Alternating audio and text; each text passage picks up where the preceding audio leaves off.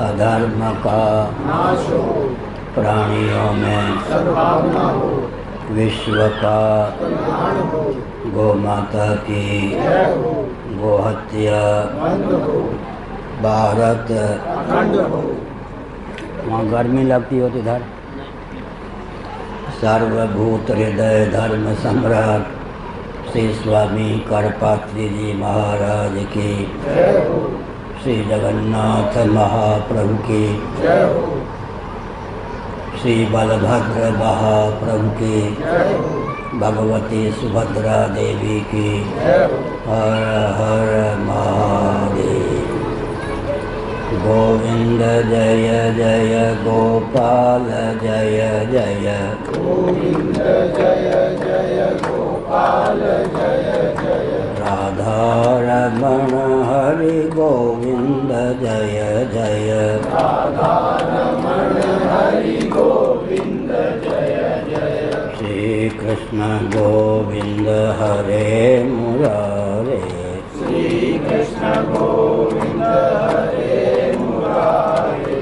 जय नाथ नारायण वासुदेव हे नाथ नारायण वासुदेव। गोविंद जय जय गोपाल जय जय गोविंद जय जय गोपाल जय जय। राधा रमण हरि गोविंद जय जय राधा रमण हरि गोविंद जय जय। श्री वृंदावन बिहारी लाल की जय।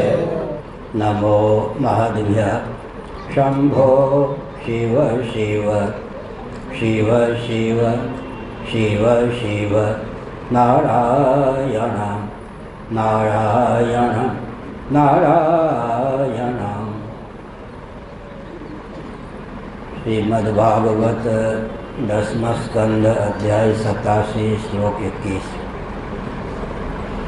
दुरवगमात्मतत्त्वनिगमाय तवात्ततनोश्चरितमहामठाब्धिपरिवर्तपरिश्रमणा न परिलसन्ति केचिदपवर्गमपीश्वरते चरणसरोजहंसकुलसङ्गविशिष्टगृहा नारायणम्।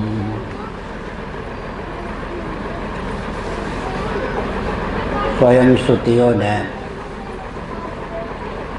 अपने प्रतिपाद्य भगवत तत्व का यशोगान किया है। परमात्मा तत्व का बोध दुर्गम है। उस दुर्गम बोध को सुगम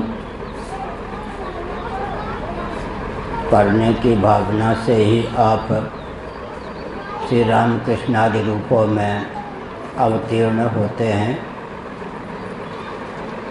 सगुण लीला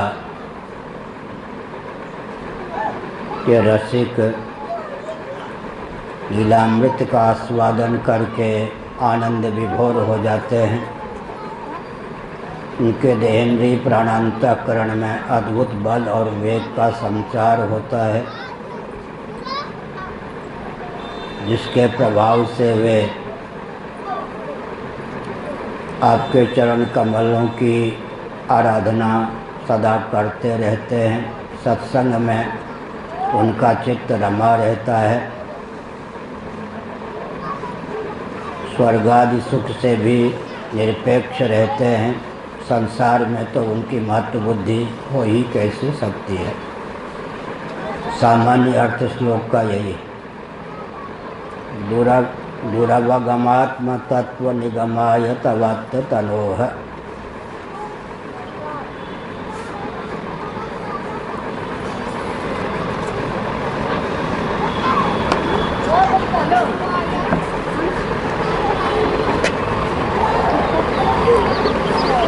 आत्म तत्व दुरवगम है।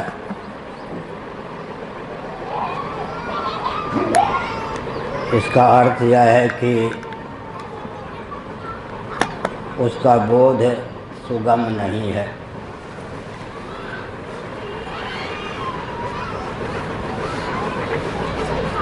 बोधव्य के अनुरूप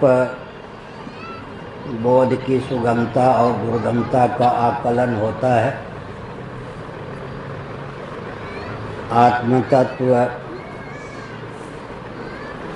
प्रकृति से भी अतीत है, गुणमय भावों से सर्वथा विलक्षण है, देहेंद्रिय प्राणांतकरण का भी साक्षी है। ऐसी स्थिति में उस स्वप्रकाश आत्म तत्व को अनुभाव्य सिद्ध नहीं किया जा सकता।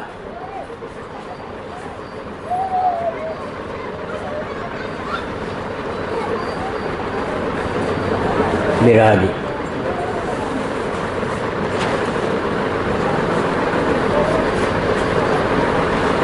जो तत्व जैसा है उसी रूप में उसका अधिगम प्रमा है, अन्य रूप में अधिगम भ्रम है। आत्म तत्व दुरधिगम है, दुर्गम है। आत्मा जाति गुण क्रिया संबंध रूढ़ि से अतिक्रांत है, निर्गुण निराकार है। सूरदास जी ने निरालंब मन इत उत धावे कहकर सूर सगुण लीला पद गावे कहा। हे प्रभु, मैं आपके निर्गुण निराकार स्वरूप का अस्तित्व स्वीकार करता हूँ, परंतु अविधा वृत्ति से न तो नाम का, न रूप का, न लीला का, न धाम का आलंबन प्राप्त होता है। बिना आलंबन के मन इधर उधर भटक जाता है। मन के भटकन को, उलझन को मिटाने की भावना से मैं सूरदास आपके सगुण स्वरूप का यशोगान करता हूँ। यद्यपि श्री वल्लभाचार्य महाभाग के अनुगत सूरदास को माना गया,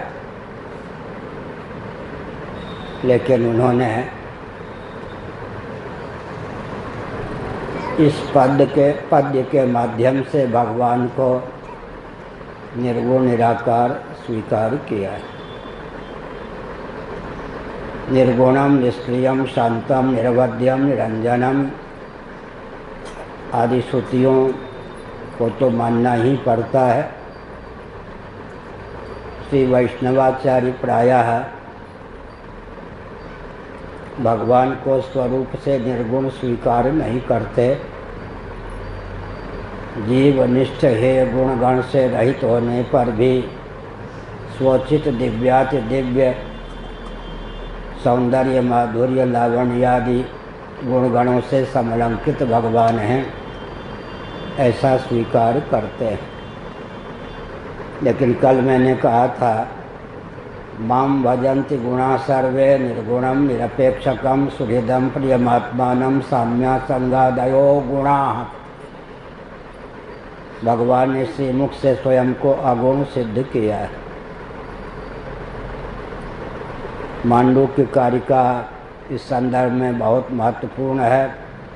जात्याभासम चलाभासम वस्त्वाभासम तथैव च अजाचलम वस्तुत्वम विज्ञानम शांतमद्वयम। गुणों का परम विश्राम स्थान कोई गुण ही होगा, न सगुण पदार्थ होगा, संभव नहीं। अनवस्था दोष तक की प्राप्ति होगी। जात्याभासम, जाति के मूल में कहीं न कहीं विश्राम के लिए अज तत्व को मानना ही पड़ेगा। क्रिया के मूल में अंत में अक्रिय तत्व को मानना ही पड़ेगा।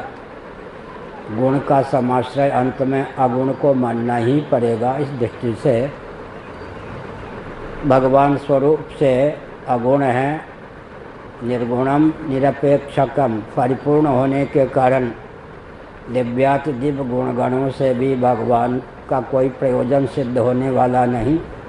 दिव्याति दिव्य गुणगण भी भगवान का सेवन करते हैं। भगवान की सत्ता के कारण ही उन गुणगणों को भी सत्ता प्राप्त है, उपयोगिता प्राप्त है, यह कहा गया। महत्वपूर्ण तथ्य यह है कि साम्या संगादयो गुणाः, कल भी मैंने यहाँ कहा था, आज आनंद वृंदावन में कहा, यह जो वचन है इसके आधार पर भागवत प्रस्थान में गुण की व्याख्या क्या हो सकती है, परिभाषा क्या हो सकती है। साम्या संगादयो गुणाः निर्दोषम ही समम ब्रह्म, गीता 5वां अध्याय। भगवान सम है, समोहम सर्वभूतेषु, स्वरूप से भगवान सम है। और एक विचित्र बात है, असंगो नहीं सज्जते, भगवान असंग भी हैं। मरु जल से जिस प्रकार मरु असंग है, उसी प्रकार भगवान सकल अचित पदार्थ से असंग हैं, स्वरूप से ही। असंगता दो प्रकार की होती है, जिसका वर्णन भगवत पाद शिवावतार शंकराचार्य महाभाग ने गीता भाष्य के माध्यम से सिद्ध किया। पद्म पत्र मीमांभसा, जल में रहता हुआ भी जलज पंकज जैसे जल से अनासक्त रहता है, एक प्रकार की अनासक्ति यह है। और मरुजल से जो मरुस्थल असंग है, दूसरी प्रकार की अनासक्ति यह है। दो प्रकार की अनासक्ति सिद्ध होती है। मरुजल है ही नहीं, केवल प्रातीतिक है, लेकिन जलज जल में रहता हुआ जल से असंग रहता है।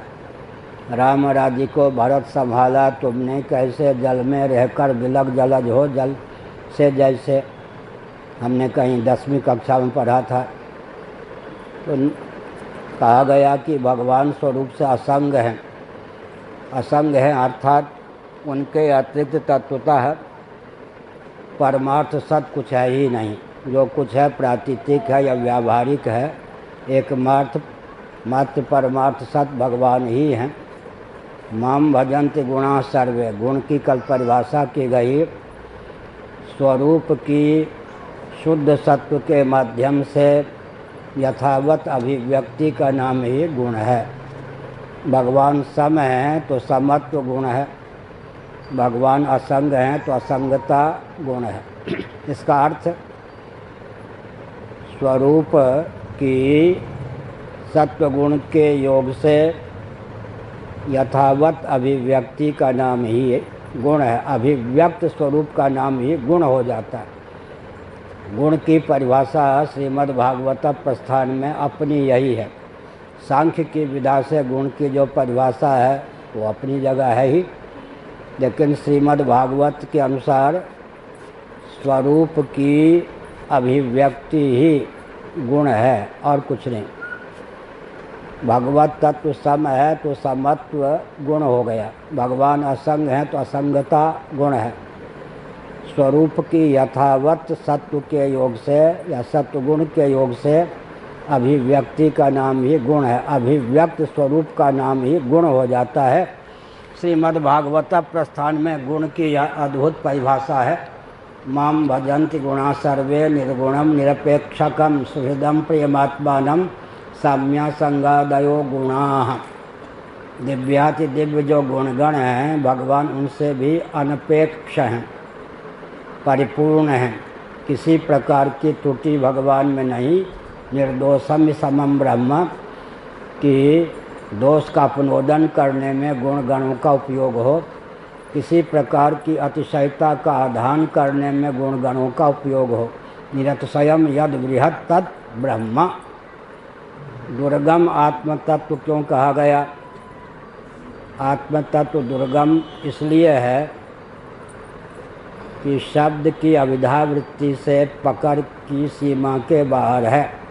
कल विस्तार पूर्वक व्याकरण के अनुसार इस तथ्य को उद्भाषित किया गया कि जाति को लेकर, गुण को लेकर, क्रिया को लेकर, संबंध को लेकर, रूढ़ि को लेकर शब्दों की प्रवृत्ति होती है।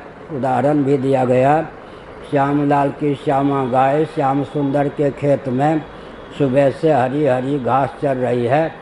इस वाक्य में जो शब्दों की प्रवृत्ति हुई है, जाति को लेकर, गुण को लेकर, क्रिया को लेकर, संबंध को लेकर, रूढ़ि को लेकर, डिथ डविथ इत्यादि रूढ़ि, भगवान अविधा वृत्ति से शब्द की पकड़ के सर्वथा अतीत है।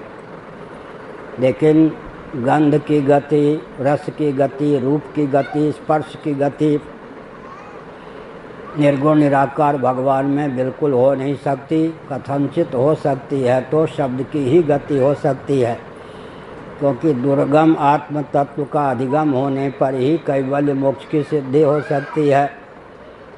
तो बोध तो आवश्यक है। ऋते ज्ञानान्न मुक्ति ज्ञानादेव तो कैवल्यम नियम यत्तत् प्रवक्ष्यामि यज्ञात्वामृतमश्नुते अनादिमत परम ब्रह्मण सत्तन्न समुच्यते।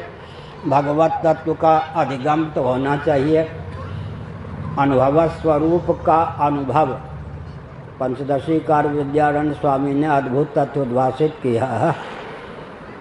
अनुभव स्वरूप होने के कारण आत्म तत्व अनुभव्य नहीं है, अनुभव का विषय नहीं है, दृश्य कोटि प्रविष्ट नहीं है। एक बहुत विचित्र बात है। दृष्टा का बोध, दृष्टा के बोध की जो प्रक्रिया होगी वो दृश्य के बोध की प्रक्रिया से भिन्न होगी। दृष्टा का बोध प्राप्त करना होगा तो दृश्य के बोध की जो विधा है उसकी उसमें दाल नहीं गलेगी। श्रोता का श्रवण करना होगा, मनता का मनन करना होगा।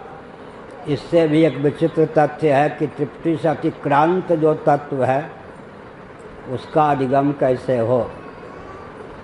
एकमेक तरा भावे यदा नोपलभामहे तृतयम तत्र यो वेद स आत्मा स्वाश्रयाश्रयः।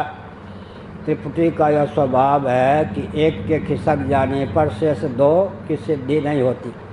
अन्योन्य सापेक्ष मांडुक्य कारिका के अनुसार दृश्य की चरम परिभाषा क्या है? अन्योन्य सापेक्ष दृश्य है। बहुत से वेदांती तो चौंक जाएंगे, दृष्टा भी दृश्य है। दृष्टा दृश्य कैसे है? रूपम दृश्यम लोचनम दृक् तदृश्यम दृक्तु मानसम दृश्याधिवृत्तयः दृगेव न तु दृश्यते। दृष्टा दृश्य कैसे है? दृश्य से अतीत तो दर्शन है, दर्शन से भी पारंगत दृष्टा है। दृष्टा को दृश्य सिद्ध करना उपहास का विषय है, लेकिन है दृश्य। अन्योन्य सापेक्ष का नाम दृश्य है। मांडुक्य कारिका में दृश्य की सबसे अंतरंग व्याख्या यही है।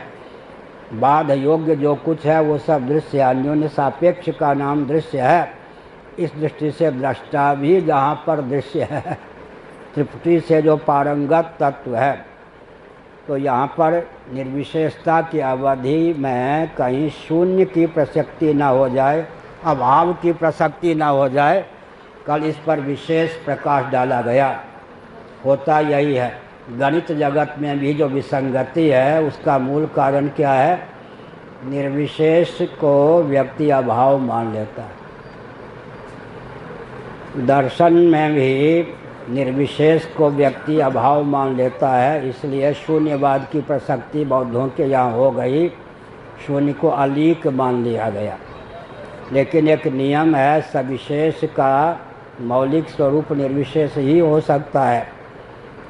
अगर आरोहक क्रम से चलें तो क्रमशः विशेषता का अपनोदन होगा, अंत में विशेषता के बीज की प्राप्ति होगी। उस बीज का भी अपनोदन कर देंगे तब निर्विशेष की सिद्धि होगी। भगवत पाद शिवावतार शंकराचार्य महाभाग ने इस संदर्भ में बहुत अच्छा दृष्टांत दिया। अंकुर आदि की उत्पादनी शक्ति से समन्वित बीज होता है। बीज को कहीं भून दें तब भर्जित जो बीज होगा, भुना हुआ बीज, पृथ्वी मात्र होकर शेष रहेगा। इसी प्रकार से प्रपंचोत्पादनी शक्ति, वह शक्ति जो एक ही अद्वैय परमात्म तत्व को जीव जगत जगदीश्वर तीनों रूपों में अभिव्यक्त करती है, उस शक्ति में जो बीजांश है उसका अपनोदन कर देने पर निर्बीज शक्ति का नाम ही ब्रह्म हो जाता है। निर्बीज बीज का नाम ही निर्बीज बीज का नाम, इसका मतलब अंकुरोत्पादनी शक्ति समन्वित नहीं, अंकुरोत्पादनी शक्ति रहित जो बीज है उसी का नाम पृथ्वी है। तो निर्विशेष तत्व ही मूल होता है।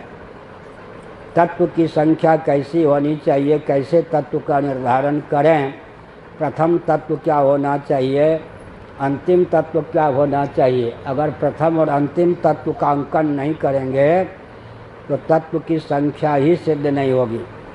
जैसे आजकल के गणितज्ञ शून्य से भी -1 2 3 ऋण 1 2 3 ले जाते हैं।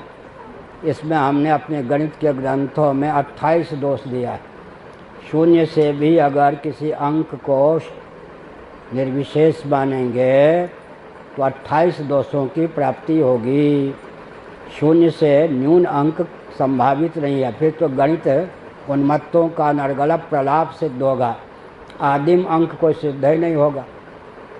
आदि तत्व आदिम तत्व कौन हो सकता है, जो निर्विशेषता की अवधि हो। उदाहरण के लिए पृथ्वी में 5 गुणों की प्राप्ति है। एक नियम है, कारण अपने गुण के सहित कार्य में अनुगत होता है।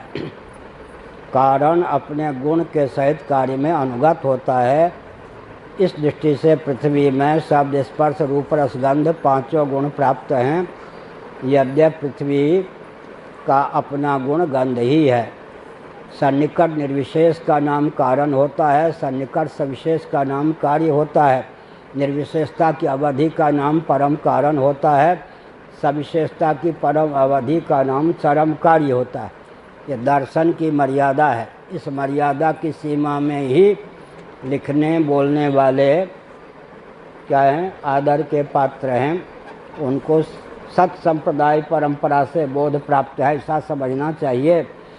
पृथ्वी के परिणाम उपादान कारण पृथ्वी को मानकर ये जो वृक्षादि हैं, घटादि हैं, इनका उदय स्थान, निलय स्थान, विलय स्थान हम भूमि को मानते हैं, लेकिन घटादि तारतम्य संघात हैं। पृथ्वी के वृक्षादि तारतम्य संघात हैं, तत्वांतर परिणाम नहीं हैं। घटादि को लेकर वृक्षादि को लेकर तत्व की संख्या में वृद्धि की प्राप्ति नहीं होती। अंतिम कार्य वही होता है जो कार्य अपने से अधिक विशेषता वाली वस्तु को उत्पन्न न कर सके, वही अंतिम कार्य है। और अंतिम कारण वही होता है जो निर्विशेषता की अवधि हो। पृथ्वी का कारण जल ही हो सकता है, जल का कारण अग्नि ही हो सकती है या अग्नि ही हो सकता है, अग्नि का कारण वायु तत्व ही हो सकता है, वायु का कारण आकाश ही हो सकता है और आकाश का कारण अव्यक्त ही हो सकता है। बीच में जो अहम तत्व महत्त्व की मान्यता है, यह तात्विक धरातल पर सुसंगत नहीं है। गणित की दृष्टि से विचार करें तो 5 की अपेक्षा सन्निकट निर्विशेष 4, 4 की अपेक्षा सन्निकट निर्विशेष 3, 3 की अपेक्षा सन्निकट निर्विशेष 2, 2 की अपेक्षा सन्निकट निर्विशेष 1, अब 1 की अपेक्षा सन्निकट निर्विशेष कौन? 1 से 1 का ऋण कर देंगे 0। निर्विशेषता की अवधि। आकाश में 5 गुण नहीं, 1 ही गुण है। पृथ्वी में 5 गुण। पृथ्वी का कारण जल, जल का कारण तेज, तेज का कारण वायु, वायु का कारण आकाश। अकृष्य विज्ञान के कारण आकाश का कारण आकाश की बीजावस्था अव्यक्त। 2 प्रकार की प्रक्रिया चलती है। तस्माद वा ये तस्मादात्मना आकाश संभूतः, तैत्तरीय उपनिषद। इसको आध्यात्मिकी श्रुति कहते हैं। कौन? विद्यारण्य स्वामी जी पंचदशी काल। तस्माद वा ये तस्माद आत्मना आकाश संभूतः। यहाँ पर नारायण तस्माद वा ये तस्माद आत्मना आकाश संभूतः, यहाँ सीधे आकाश से या यहाँ सीधे आत्मा से आकाश की उत्पत्ति का वर्णन है। बीच में अव्यक्त का वर्णन नहीं। इसको विद्यारण्य स्वामी जी ने आध्यात्मिक श्रुति माना है। घट मिट्टी से उत्पन्न होता है, मिट्टी का कार्य घट है कहने पर भी यदि मिट्टी में घटोत्पादनी शक्ति की विद्यमानता न होती तो मिट्टी से घट का निर्माण नहीं होता। तस्माद् वा ये तस्माद् आत्मना आकाश संभूतः। यदि उस आत्म तत्व में, परमात्म तत्व में, भगवत तत्व में या ब्रह्म तत्व में आकाशोत्पादनी शक्ति, प्रपंचोत्पादनी शक्ति न होती तो उसका कार्य आकाश नहीं होता। बीच में अहम तत्व महत्त्व क्या है तो हमने अपने ग्रंथों में बताया। वैखरी, मध्यमा, पश्यंती, परा, 4 प्रकार की वाणी की सिद्धि होती है। वैखरी वाक्य की सिद्धि आकाश से होती है, मध्यमा वाक्य की सिद्धि अहम तत्व से होती है, पश्यंती वाक्य की सिद्धि महत्तत्व से होती है, परा वाक्य की सिद्धि आत्मा से अधिष्ठित अव्यक्त से होती है। इस दृष्टि से हम आकाश से भी सूक्ष्म अहम तत्व महत्तत्व को कह सकते हैं, लेकिन तत्व गणना के अनुसार आकाश के ही 4 प्रभेद हो जाते हैं। आकाश 1, अहम तत्व 2, महत्तत्व 3, अव्यक्त 4। ये चारों प्रभेद, चारों रूपों में आकाश ही विद्यमान है। क्योंकि एक बहुत विचित्र बात है, सिद्धांत गला पकड़ लेता है, हिलने डुलने नहीं देता। सिद्धांत उसको कहते हैं जो बिल्कुल गला पकड़ लेता है। उदाहरण के लिए अभी डॉक्टर श्री गोविंदानंद जी से बातचीत हो रही थी। ना सतो विद्यते भावो ना भावो विद्यते सतः। श्रीमद् भगवद गीता के दूसरे अध्याय में भगवान श्री कृष्णचंद्र का यह वचन है। यहाँ श्री रामानुजाचार्य महाभाग ने दार्शनिक सिद्धांत का समादर किया, इसलिए हम लोग बहुत उच्च स्वर से ऐसे महानुभाव की प्रशंसा करते हैं।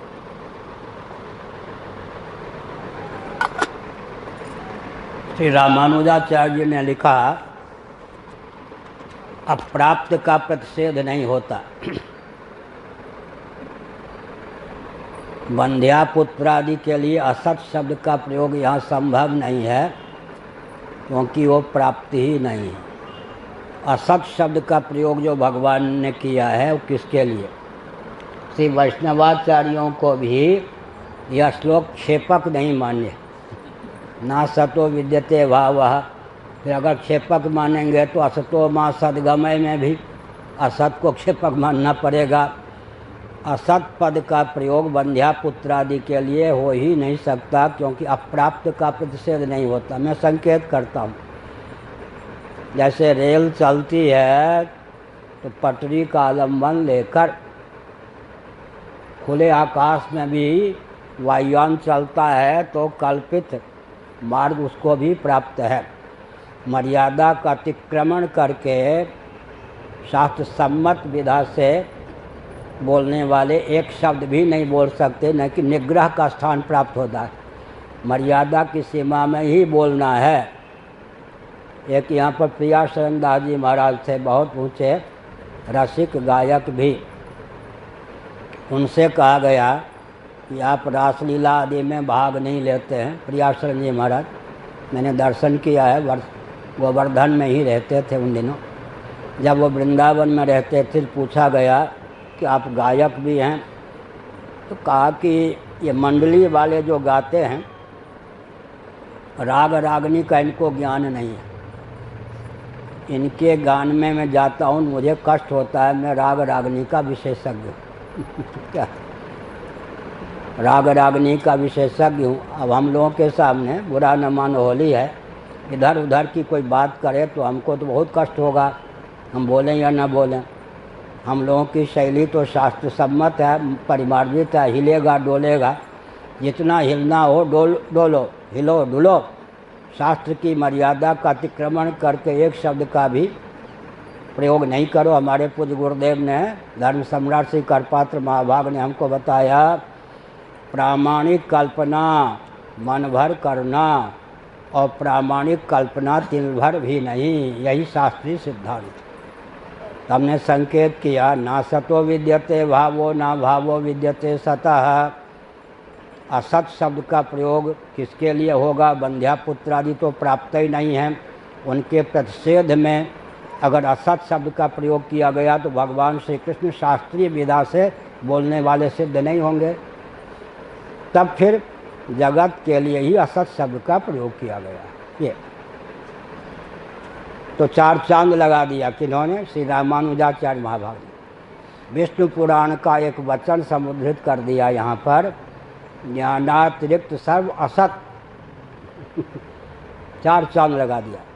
ना सतो विद्यते भावो ना भावो विद्यते सतः।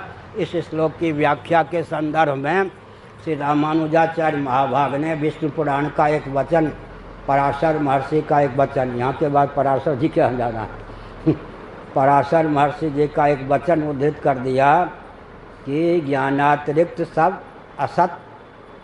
ज्ञान माने वदन्ति तत्तत्त्वविदस्तत्त्वं यद् ज्ञानमद्वयं ब्रह्मेति परमात्मेति भगवानिति शब्दयते यत् अद्वयं ज्ञानम तत्तत्त्वम्। ज्ञाता ज्ञान ज्ञेय रूप तृप्ति से अतिक्रांत जो ज्ञान है वही तत्व है।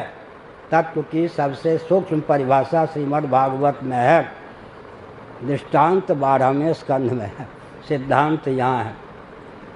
इसकी व्याख्या कहाँ है? एकमेक तरा भावे यदानोपलभामहे तृतयम तत्र यो वेद स आत्मा स्वाश्रयाश्रयः। दृष्टांत मिलेगा 12वें स्कंध में। दृष्टांत क्या है? एक ही तेजः तत्व है, तेज एक है, अधिभूत रूप के रूप में अध्यात्म नेत्र होकर अधिदैव सूर्य होकर उद्भासित होता है। एक की तीन रूप में अभिव्यक्ति, अधिभूत अध्यात्म अधिदैव रूप से एक तेज ही प्रकट है। तीनों के मूल में एक तत्व। ऐसे ही ज्ञाता ज्ञान ज्ञेय के रूप में जो तत्व उल्लसित है, विलसित है, त्रिपुटी से अतिक्रांत जो तत्व है वही वास्तव में तत्व है। अगर निर्विशेषता की अवधि त्रिपुटी के रूप में स्वयं को ख्यापित न करे तो नैरात्म्यवाद की प्रसक्ति होगी, और त्रिपुटी ही रह जाए अन्योन्य सापेक्ष होने के कारण क्या होगा? दृश्यत्व की प्राप्ति होगी। इसलिए निर्विशेषता की अवधि को तत्व मानना चाहिए, लेकिन जो निर्विशेषता की अवधि है वह त्रिपुटी के माध्यम से ही क्या है? अधिगत है। निर्विशेषता की अवधि ही त्रिपुटी के माध्यम से अधिगत है। श्रोता ऊब न जाए, विषय ऐसा ही है। दुर्गम दुरावगा ही आत्म तत्व है। आत्म तत्व जैसा है वैसा ही है, उसमें छेड़छाड़ करेंगे तो आत्म तत्व ही नहीं रह जाएगा। क्या जोड़ घटाव का विषय नहीं होगा? जैसा है वैसा ही उसको उसी रूप में समझना है। आत्म तत्व में कोई छेड़छाड़ करेंगे नहीं, आत्मानुरूप आत्मबोध होगा तभी मोक्ष होगा। लेकिन आत्म तत्व जाति गुण क्रिया, जाति माने जन्म, जाति गुण क्रिया संबंध रूढ़ि से अतिक्रांत है। शब्द की अवधावृत्ति से जो प्रवृत्ति होती है उससे अतिक्रांत है।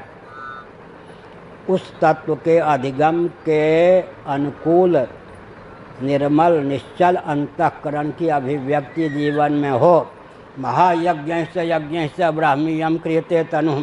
यज्ञों के द्वारा, महायज्ञों के द्वारा, अंगन्यास के द्वारा, करन्यास के द्वारा, भूशुद्धि के द्वारा, भगवान नामामृत सेवन के द्वारा, रूप माधुरी के चिंतन के द्वारा, लीलामृत सेवन के द्वारा, धाम में निष्ठा के द्वारा ब्राह्मी तनु की प्राप्ति होती है।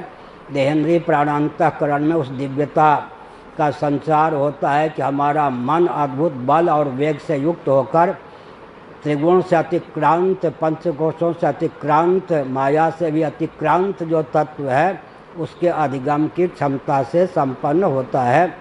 इसके लिए आपका शरीर है, माने अवतार है। बुरा न मानो होली है, कैमुत कन्या है। तवात्म तनोह, आपने श्री रामकृष्णादि विग्रह को समय समय पर धारण किया है। आप समय समय पर श्री रामकृष्णादि रूपों में अवतीर्ण होते रहते हैं।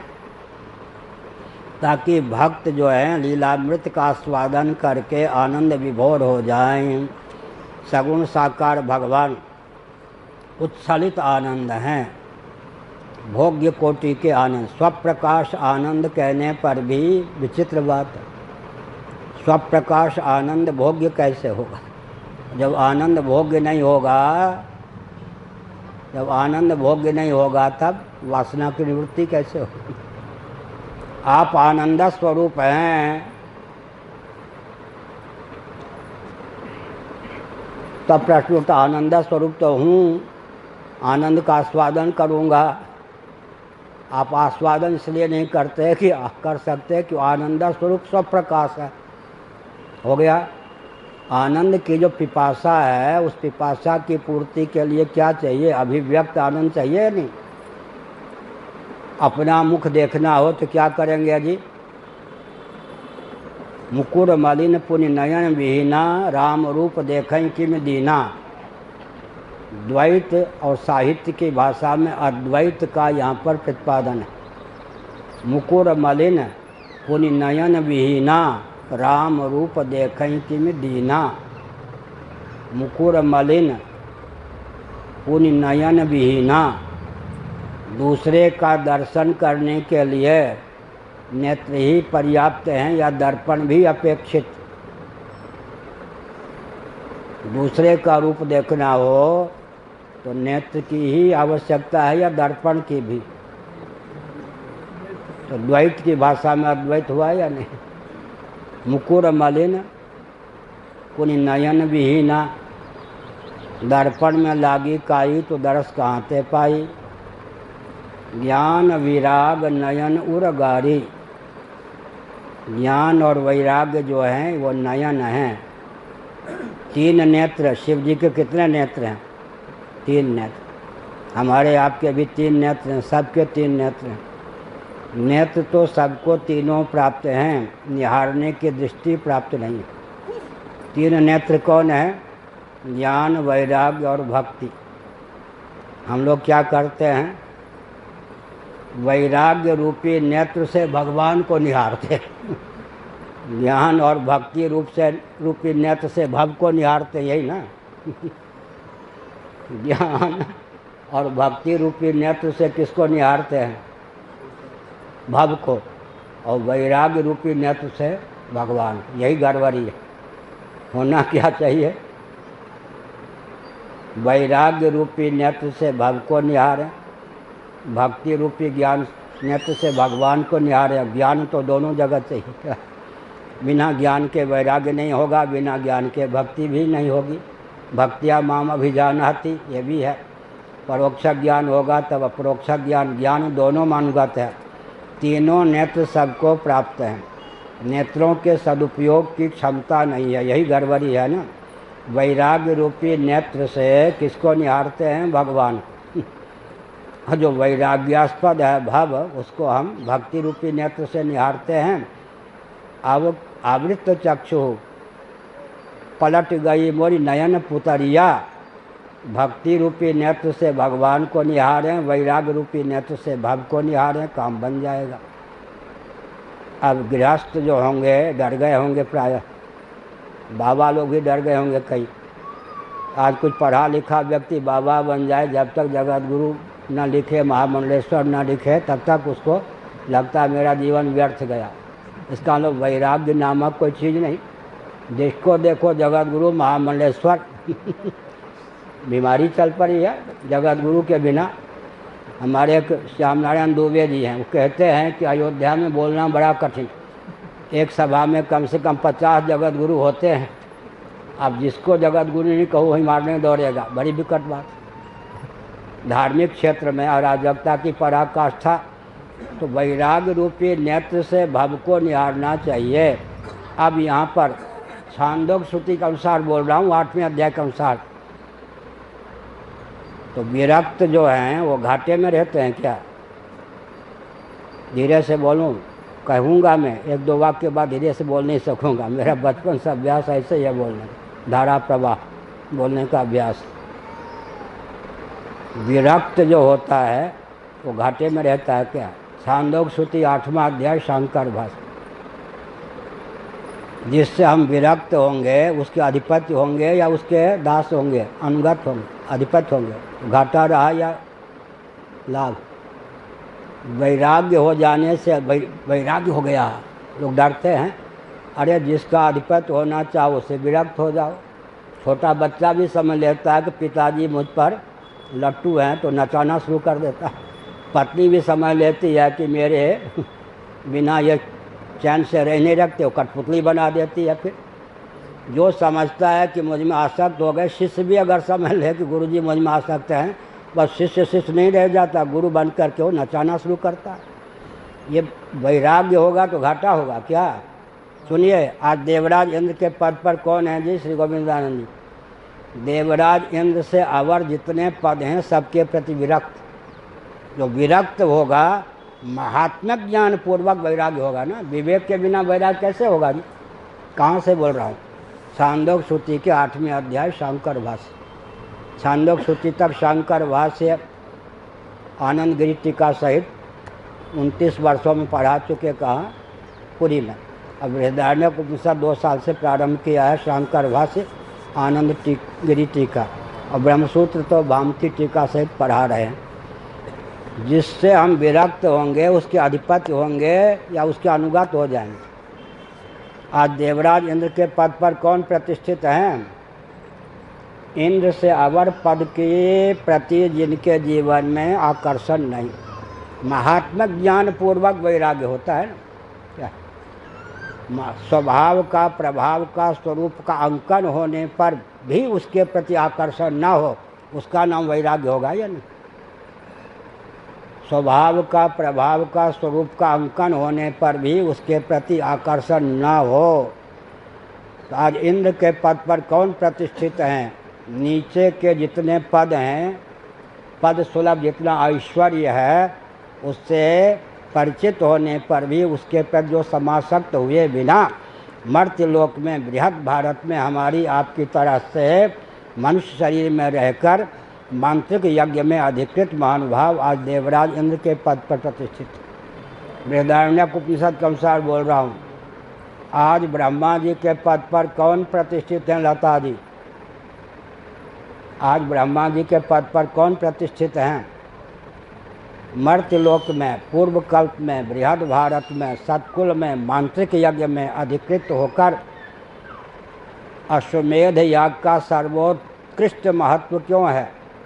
जिस यज्ञ के, जिस याग के देवता जितने ऊंचे होते हैं, उस यज्ञ या याग का उतना महत्व होता है। अश्वमेध याग का सर्वोत्कृष्ट महत्व क्यों है? अश्वमेध याग के जो देवता हैं साक्षात प्रजापति हैं। प्रजापति माने हिरण्यगर्भ ब्रह्मा। देवताओं में सर्वोत्कृष्ट प्रजापति हिरण्यगर्भ ब्रह्मा हैं। यह जीव की सबसे ऊंची गति कर्म उपासना के द्वारा ब्रह्मा तक हो सकती है, हिरण्यगर्भ तक हो सकती है, या प्रजापति तक हो सकती है।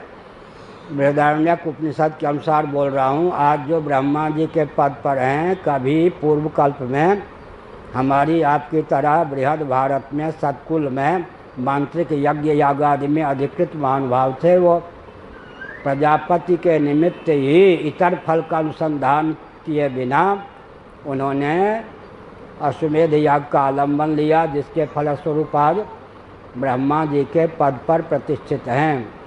एक विचित्र बात है, छांदोग्य श्रुति के अनुसार वैराग्य की दृष्टि से जरा हृदय को मजबूत कर लीजिए। आज जो भगवान सूर्य के पद पर प्रतिष्ठित हैं, हमारे लिए नमस्कार्य हैं, नमस्कार करते हैं, लेकिन सूर्य देवता सावधान, अपनी ओर से मनगढ़ंत नहीं। छांदोग्य उपनिषद के अनुसार बोल रहा हूँ। जिस कर्म और उपासना के समुचित अनुष्ठान के फलस्वरूप सूर्य पद को प्राप्त हैं, क्षीणे पुण्य, उसका क्षय हो जाने पर आज लोगों के पाप के क्षय करने में समर्थ, लोगों को बुद्धि देने में समर्थ, मति देने में समर्थ, सद्गति देने में समर्थ अभुक्त कर्म में अगर कहीं चींटी बनने का प्रारब्ध उदय हो गया तो कल चींटी हो सकते हैं। सौर मंडल की आयु की समाप्ति के बाद आज जो सूर्य के पद पर हैं चींटी भी हो सकते हैं। हाँ, इसलिए दुर्गम आत्म तत्व जो है उसका बोध न प्राप्त होने पर, बहुत बढ़िया शंकराचार्य महाभाग ने भाष्य में लिखा साईं बाबा की तरह, बरम ब्रूही, कल यूँ हो सकता, आज जो यूँ किए हुए है कल यूँ हो सकता है। आज जो दाता देवता होकर वंशियों को वरदान देने के लिए उद्यत रहते हैं, देवता पद को प्राप्त कराने वाले कर उपासना का क्षय हो जाने पर कल मंगता भी हो सकते हैं। इसलिए आत्म तत्व का जब तक विधिवत ज्ञान नहीं होता तब तक ऊपर जाकर भी नीचा हो सकता है, देवता भी मंगता हो सकते हैं, कल मंगता भी देवता हो सकता है। कल कोई भिखारी आपके पास आवे आज, उसको मत कुछ कहिए, मन में सोचिए, हो सकता है कभी न कभी ये सूर्य रहा हो, चंद्रमा रहा हो सकता है कभी न कभी ये देवराज इंद्र रहा हो, केवल भिखारी मत समझिए उसको। इसलिए क्या सार हुआ, वैराग्य इसको कहते हैं। आज ब्रह्मा जी के पद पर कौन प्रतिष्ठित हैं? ब्रह्मलोक से नीचे का वैभव जिनको आकृष्ट नहीं कर सका, मर्त्यलोक में थे, बृहद भारत में थे, मांत्रिक याग में अधिकृत थे, जिन्होंने विधिवत कर्मोपासना का आलम्बन लेकर प्रजापति की आराधना की, आज वे ब्रह्मा जी के पद पर प्रतिष्ठित हैं। अब प्रश्न उठता है बहुत गंभीर, क्षीणीय पुण्य मर्त्यलोकम विशंति, तो ब्रह्मा जी का पतन होगा या नहीं? एकया यात्यनावृत्ति मन्यया वर्तते पुनः, एक भी है आब्रह्म भुवनान लोकान, यह भी है, गीता में दोनों वचन हैं। आज जो ब्रह्मा जी के पद पर प्रतिष्ठित हैं, 31 नील 10 खरब 40 अरब वर्ष ब्रह्मा जी की आयु है सज्जनों। मर्त्यलोक की गणना के अनुसार 31 नील 10 खरब 40 अरब वर्ष ब्रह्मा जी की आयु है, 1-2 दिन नहीं। ब्रह्मलोक की गणना के अनुसार 100 वर्ष, मर्त्यलोक की गणना के अनुसार अवधेश नारायण दुबे, श्रीवास्तव नहीं कह रहा दुबे कह रहा हूँ, अवधेश नारायण दुबे आज जो ब्रह्मा जी के पद पर हैं, उनकी कुल आयु ब्रह्मलोक के अनुसार 100 वर्ष, मर्त्यलोक के अनुसार 31 नील 10 खरब 40 अरब वर्ष। जिस पूंजी को लेकर ब्रह्मा जी के पद को प्राप्त हुए हैं, वो ब्रह्मा भी च्युत होंगे क्या? यह प्रश्न है। उपनिषद इसका उत्तर क्या है? ब्रह्मा जी जब देखते हैं अब ब्रह्मपद प्रदान करने वाला कर्म, ब्रह्मपद को प्रदान करने वाली उपासना क्षीण होने की स्थिति में है, अब मैं ब्रह्मपद से च्युत होने की स्थिति में हूँ, तब क्या करते हैं वह? अव्यक्तोपनिषद, बृहदारण्यक उपनिषद के अनुसार बोल रहा हूँ।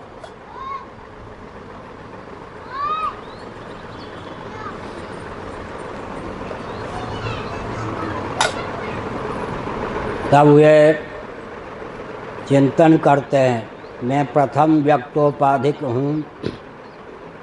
प्रथम व्यक्त का नाम महत है, उसमें तादात्म्यम पन्न चित धातु का नाम ब्रह्मा प्रजापति। मैं प्रथम व्यक्तोपाधिक हूँ। कर्म और उपासना के समुचित अनुष्ठान के फलस्वरूप में ब्रह्मा के पद को प्राप्त हुआ। कर्म उपासना की पूंजी समाप्त होने वाली है, मुझे च्युत न होना पड़े, तब वो क्या करते हैं? अव्यक्तोपाधिक मायोपाधिक सच्चिदानंद स्वरूप सर्वेश्वर सर्वज्ञ परमात्मा, जो पद कर्म और उपासना के फलस्वरूप नहीं प्राप्त हो सकता। हिरण्यगर्भ तक का पद कर्म और उपासना के फलस्वरूप प्राप्त हो सकता है। श्रीमन नारायण का, परात्पर पुरुषोत्तम विष्णु का पद स्वभाव सिद्ध है, वो कर्मोपासना के फलस्वरूप कोई नहीं प्राप्त कर सकता। तब वे अपनी धारणा करते हैं, मैं प्रथम व्यक्तोपाधिक अपने आप को हवनीय द्रव्य बनाकर परात्पर पुरुषोत्तम श्रीमन नारायण विष्णुपद वाच्य को अग्नि समझकर होम देता हूँ। उस हवन के प्रभाव से उनके अंतःकरण में ददामि बुद्धि योगम तम, इस प्रक्रिया के अनुसार अंतर्यामी सर्वेश्वर के द्वारा प्रेरित आत्मबोध प्राप्त होता है। इसीलिए यहाँ कहा गया ब्रह्मा जी के लिए भी उपाधि विहीन आत्म तत्व का बोध कितना दुर्लभ है। और देखें तो सोहम शिवोहम वृंदावन में ही कम से कम 70-75 तो मुझे तो ज्ञान हो गया, कालक्षेप करना है, घूम रहे हैं। बंदर की एक घुरकी ही जिनके जीवन में खलबली मचा देती है, यमराज के एक घुरकी से ही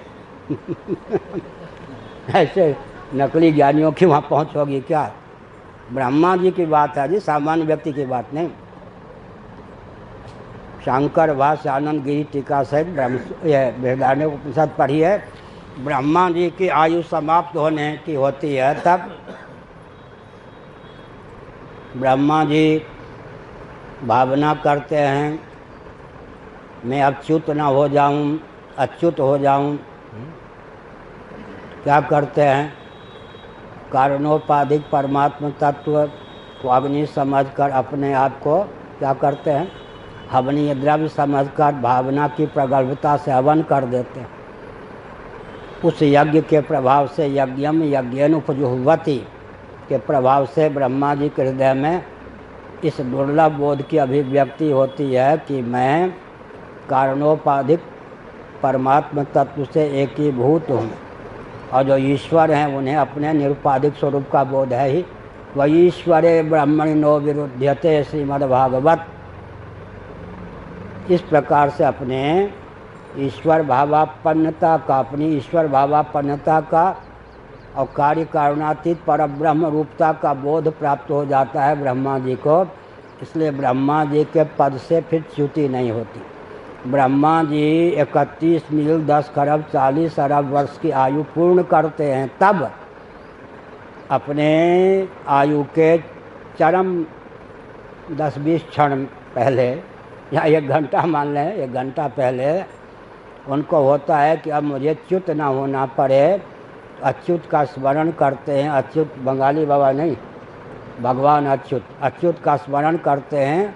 उस स्मरण के बल पर भगवान के द्वारा ददामि बुद्धि योगम तम, मैंने संकेत क्या किया, जो सुयोग ब्रह्मा जी को 31 नील 10 खरब 40 अरब वर्ष पद पर प्रतिष्ठित रहने के बाद प्राप्त हो सकता है और होता है, वह पद जीवन काल में गीता के अनुसार हमको प्राप्त हो सकता है। तेसा माम समुद्धरता मृत्यु संसार सागरात भवामि नचरात पार्थ मैया वेशित चेतसाम ददामि बुद्धि योगम तम ये न मामुपयांति ते। बहुत विचित्र बात, ददामि बुद्धि योगम तम। श्री गोविंदानंद जी से पिछले सत्र में, इस बार भी ऊपर चर्चा हुई। यहाँ दुर्गम आत्म तत्व है, उसको सुगम करने के लिए नहीं। आत्म तत्व सुगम कैसे होगा? आत्म तत्व में तो कोई छेड़छाड़ नहीं, जैसा है वैसे रहेगा, उसका ज्ञान भी उसी प्रकार हो, तब उसका नाम प्रमा होगा। लेकिन दुर्गम जो आत्म तत्व है उसका बोध सुगमता पूर्वक हमको प्राप्त हो सके, इसलिए भगवान विविध अवतार लेते हैं। तो श्रीधर स्वामी ने टीका के माध्यम से एक अद्भुत तथ्य प्रकाशित किया। यहाँ भागवत के बहुत ऊंचे प्रवक्ता, जीवन भी बहुत अच्छा है, भट्ट महोदय हैं, भट्ट जी। श्रीधरी टीका गोवर्धन मठ पुरी पीठ के शंकराचार्य की देन।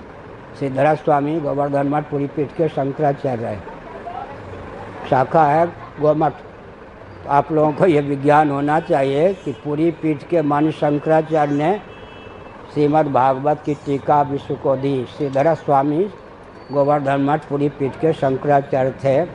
जैसे वैदिक मैथमेटिक्स पंचपादिका गोवर्धन मठ पूरी पीठ के शंकराचार्य की देन है, वैसे ही श्रीमद् भागवत पर जो भाष्य है श्रीधरी टीका, वो भी गोवर्धन मठ पूरी पीठ के शंकराचार्य की ही देन है।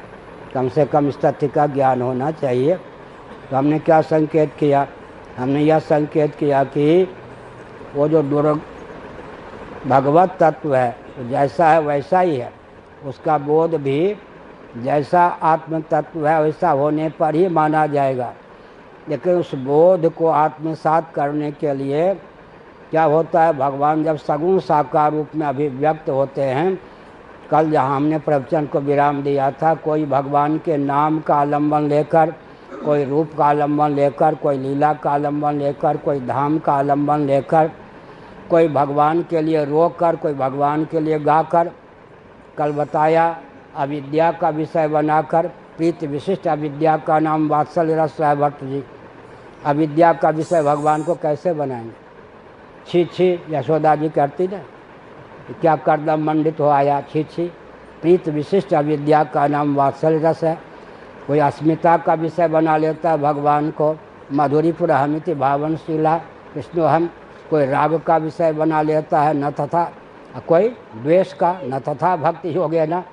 द्वेष भी तारक हो जाए, अभिनिवेश भी तारक हो जाए, अस्मिता भी तारक हो जाए, राग भी तारक हो जाए और अविद्या भी तारक हो जाए। कल मैंने कहा था योग दर्शन के अनुसार प्रमाण विपर्याय विकल्प निद्रा स्मृति चित्त वृत्ति के 5 प्रभेद हैं। अंत में दोनों के क्लिष्ट और अक्लिष्ट 2 उपयोग दिए गए। यहाँ भी अविद्या अस्मिता राग द्वेष अभिनिवेश ये निबंधक हैं, क्लेश हैं। क्लेश में हेतु होने के कारण क्लेश हैं, ये भी भवतारक हो सकते हैं। अगर भगवान को हमने अविद्या का विषय बना लिया, अस्मिता का विषय बना लिया, राग का विषय बना लिया, न बना पाया तो द्वेष का विषय से ही, अभिनिवेश का विषय बना लिया।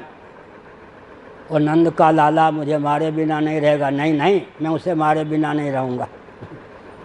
मारीच के समान, कंस के समान अभिनिवेश का विषय ही भगवान को, वो राम मुझे मारे बिना नहीं रहेगा, नहीं नहीं मैं उसे मारे बिना नहीं रहूँगा। न तथा भक्ति योगे न। तो भगवान अगर अवतार न लोएं तो क्लेश जो है वो भवतारक कैसे हो? ये भगवान के अवतार की अपूर्वता हुई है नहीं? क्लेश भवतारक हो जाते हैं। अविद्या भव सिंधु से तारने में समर्थ, प्रीति विशिष्ट अविद्या का नाम वात्सल्य रस। अस्मिता भी भवतारण में समर्थ, राग भी, यहाँ तक कि द्वेष भी, अभिनिवेश भी।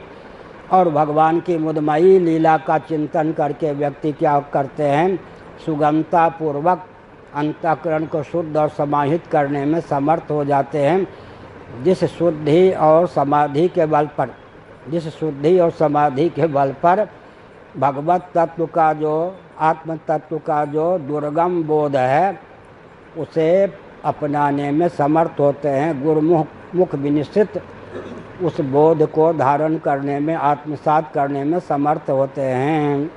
तो भगवान के लीलावतार का प्रयोजन यहाँ सिद्ध किया गया कि दुर्गम आत्म तत्व के बोध को सुगम करने के लिए, अर्थात दुर्गम बोध को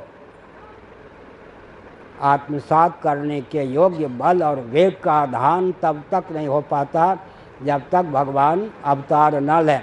अवतार लेने पर क्या होता है, भगवान की मुदमयी लीला, उच्छलित रस, उच्छलित आनंद, उच्छलित रस, रसो वैसा है, रस तो है वह लेकिन उच्छलित रस। एकन ज्योतिरभुद्वेधा राधा माधव रूपकम, तत्व वही है लेकिन आत्मलीला के द्वारा जब वह नृत्य भी करता है, नाचता भी है, गाता भी है, मुरली वेणुवादन के द्वारा भी व्यक्ति के चित्त को आकृष्ट करता। विविध लीला के द्वारा भगवान, कोई वनवासी राम का ध्यान करे तो मुक्त हो जाए, नटनागर श्री कृष्ण का ध्यान करे तो मुक्त हो जाए, काली नाग पर तांडव गति मुंडन पर नित्यत बनवाली। एक हमारा गीत है, गाने वाले गाते हैं, सकल सुमंगल साज आज हरि नाचत फन कालिय नाग। सकल सुमंगल साज आज हरि नाचत फन कालिय नाग, एक गीत है, गायक लोग बहुत बढ़िया उसको स्वर दिए हैं। हमने संकेत किया सगुण साकार भगवान हाव से भाव से छल पूर्वक माखन चोरी की लीला के द्वारा सही किसी न किसी व्याज से, किसी को घूसा तान कर, किसी को हृदय से लगाकर, किसी के घर मक्खन चोरी करके विविध प्रकार से भगवान हाव भाव से व्यक्तियों के चित्त को अपनी ओर समाकृष्ट कर लेते हैं। सगुण साकार भगवान क्या करते हैं? विविध लीलाओं के द्वारा, मुदमयी लीलाओं के द्वारा व्यक्ति के मन को इतना समाकृष्ट कर लेते हैं कि स्वर्ग की ओर भी उसका मन आकृष्ट नहीं होता। मर्त्य लोक के वैभव नाच गान की ओर आकृष्ट क्या हो सकता है? इसका मतलब भगवान लीला के द्वारा वैराग्य की पूर्ति कर देते हैं। राग के बल पर राग करता है, वैराग्य के बल पर राग होता है।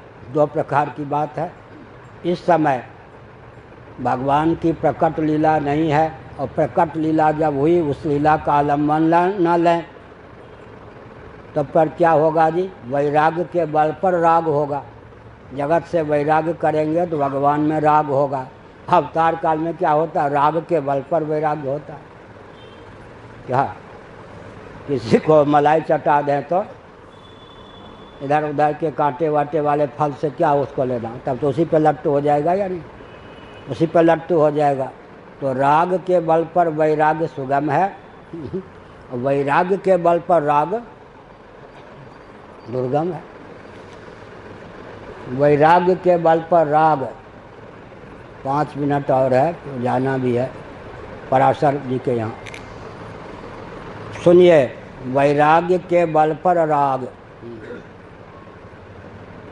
और राग के बल पर वैराग्य, दोनों में कौन सा ठीक है? दोनों ठीक। अवतार काल में राग के बल पर वैराग्य हो जाता। छल छलवीले नट नागर वेणु बजाकर नाच के गा के मक्खन चोरी के माध्यम से किसी न किसी व्याज से व्यक्ति के चित्त को अपनी ओर आकृष्ट कर लेते हैं, तो राग के बल पर वैराग्य सुगम होता है। मलाई किसी को चटा दें तो इधर उधर के बच्चे लोग, जब हम थे उड़ियावा जी के यहाँ, नीम की डाली इधर आ गई थी ना छत पे, तो नीम के फल जब पकते थे निवौरी, तो वो भूपा आदि के पोते आदि नाती आदि आकर के उसको पाते थे। और उनको अंगूर दे दिया जाए तो पाएंगे क्या? नीम के जो फल पक जाते हैं उसको बच्चे लोग पाते या नहीं? इसी प्रकार से हमने कहा कि राग के बल पर वैराग्य और वैराग्य के बल पर राग।